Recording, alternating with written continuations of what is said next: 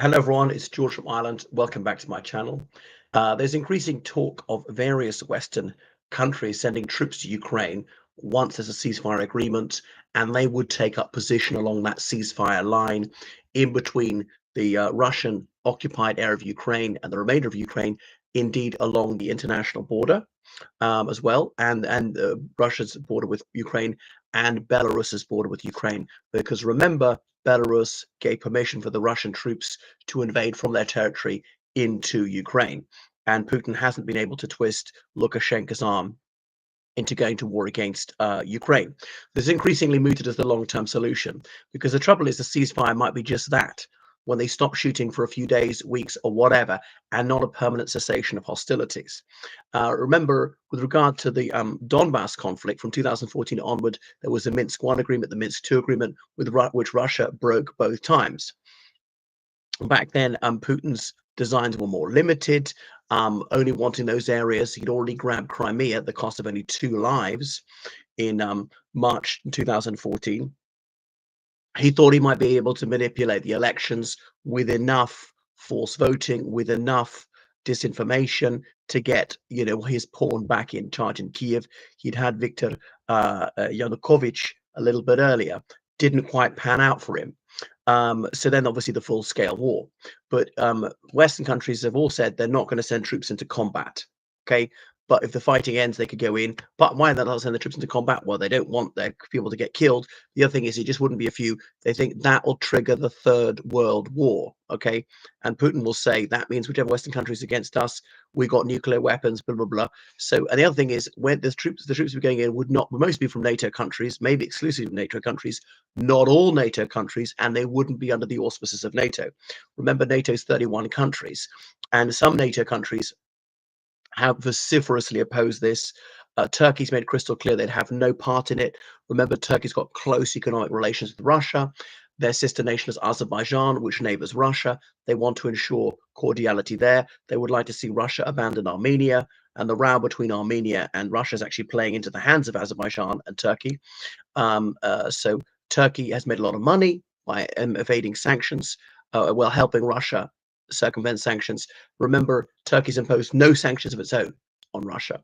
Hungary and Slovakia also very against. Those were of all the NATO states, those three were the most amicably disposed towards Russia. Hungary and Slovakia used to buy a lot of Russian oil and gas. And Turkey with Turkstream is a major transit route for Russian oil and gas to Western countries. So those definitely wouldn't send troops. Maybe some other NATO countries wouldn't send troops. The United States may well not send troops under Trump. In fact, I very much doubt that it would. There might be some non-NATO countries would dispatch troops. Australia, New Zealand, they've been part of Operation Interflex, training Ukrainian soldiers in the United Kingdom to go back and fight in Ukraine. Possibly the Republic of Korea. I doubt it, but North Korea is there. They're increasingly seen as Russia as very hostile because it's giving advanced military technology to the North Korean tyranny. Japan, again, I think it unlikely, but Japan sees Russia as a hostile actor. They still haven't resolved the Second World War. The Kuril Islands, or as Japan calls them, the Northern Territories, which they regard as being illegally occupied by Russia, haven't sorted that one out. And of course, the Japanese are alarmed by Russia's new cooperation with North Korea. And Russia's always had fairly good relations with North Korea. At the end of the Cold War, Russia more or less abandoned North Korea. It didn't matter, and they had no largesse to give to the North Koreans. Now they're desperate for troops and shells and so on. Then they start being a bit helpful to Pyongyang. So anyway, some of these troops could go there. And looking at it, NATO's got 3,400,000 troops who are full-timers. And when I say troops, I don't just mean soldiers, including sailors and Air Force personnel. But Turkey is out. That's the second biggest military in NATO. That's like 500,000 already. Of the countries that would dispatch troops at all, that'd be like 2 million, maybe fewer, because the United States not being involved. And if they sent even 1% of the troops, that'd be 20,000. Now, this is a war with hundreds of thousands of troops on either side, with easily 500,000 troops in the combat zone already. So 20,000 wouldn't make a great difference. But the deterrent is Russia. If you attack again, you're gonna bump into NATO troops. There had been penny packets attached to Ukrainian units, so that if the Russians fire shells, rockets, missiles, drones, they're going to hit some NATO troops. And okay, NATO wouldn't trigger Article 5 because it wouldn't be under the aegis of NATO. It would be of the, say, 31 NATO countries, it'd be 27 at most would send troops, maybe some non-NATO countries. Would some other European Union countries that are not in NATO, like Austria, send troops, Republic of Ireland would we, and so on. But that's the only way they think they can guarantee permanent peace. Now, Putin might say, well, we'll agree to disagree that I'm absorbing these Ukrainian regions. I claim they're part of the Russian Federation. My constitution says I can never, ever give away a single millimeter of Russian sovereign soil. And remember, he wanted the demilitarization of Ukraine. It's totally backfired. Ukraine's better armed than ever before. He wanted to prevent the eastern expansion of NATO. He's caused the eastern expansion of NATO. Finland, which is on its borders, joined NATO. Sweden has joined NATO. Nobody in Sweden was even talking about it a few years ago. So that's exactly the opposite of his intended effect. And he doesn't want Western troops in Ukraine. That's why we better call them Western troops, not NATO troops, because although they would be from NATO countries mostly, maybe exclusively, they wouldn't be there on a NATO mission.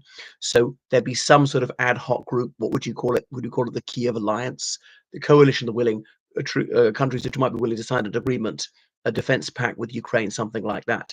And that's the only thing that could guarantee long-term security for Ukraine, because Ukraine is very worried that if there's a ceasefire, Russia will just catch its breath, another draft or whatever, purchase more military equipment, build up its stockpile of shells, missiles, drones, rockets, and so forth, build more tanks and then attack again. When they think it's a propitious moment, when there's some crisis in the Western world, attention is diverted, if Western countries cut off military aid, blah, blah, blah. If Ukraine opens the borders, a lot of Ukrainian men will just leave now before they close them again to men of military age in case there's another war, and. So that's the only way that we think they can bring that war to an end in the long term. And Putin could say, well, at least I gained most of 4 regions. There was Crimea, which he illegally annexed in 2014. He illegally annexed the others in September 2022.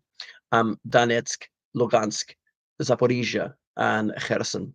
But the thing is, he doesn't control all of any of those, and he doesn't control the provincial capital of any of those 4 regions. But nevertheless, he has gained a bit of territory de facto, though not de jure.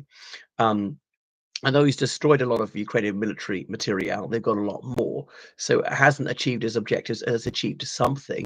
Can he sell this as some kind of a win? If Ukraine then agrees never to join NATO, say, well, it's probably more worthwhile to have troops from friendly countries now than the possibility of joining NATO at some unspecified point in the future, 20 years or something. It might never happen. I think it would never happen. So Ukrainians might say, okay, we'll make that a concession. We'll give away something we were never going to get anyway, which is NATO membership. And in exchange, we'll get something more valuable. But Putin might say, well, I won't agree to something if you're going to have foreign soldiers there, because that's a threat to me.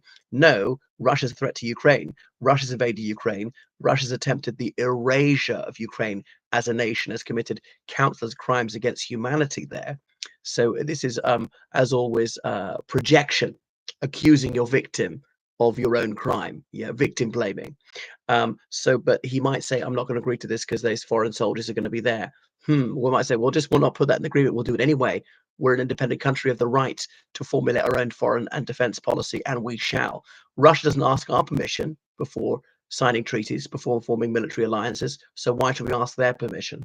So I think that is a possibility. But the fly in the ointment is Putin might say, well, I'm not going to stop if foreign troops are going to be there.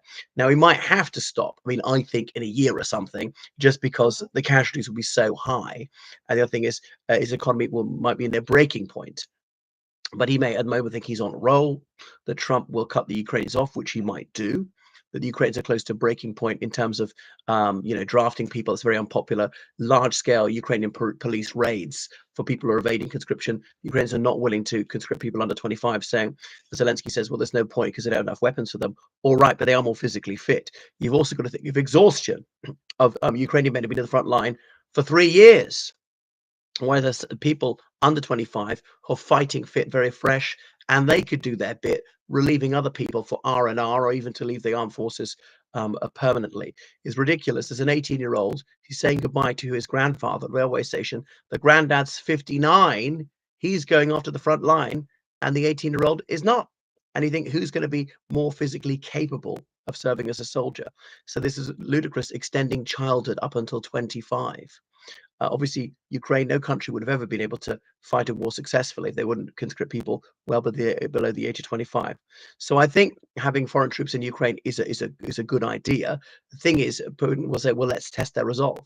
We'll fire and fire and fire a bit and see how much we can get away with. Kill one, we'll kill two, we'll kill 10, we'll kill 20. Are they going to respond? And the only way to stop them doing that is by responding, is by firing back, saying this is not going to work. They're not going to be counter withdrawal, because he thinks the Western countries are weak-willed, and he's often read the psychology correctly. Right. Thank you for watching my channel. Make sure you subscribe on Patreon, donate to PayPal, georgecallahan79@gmail.com. Goodbye.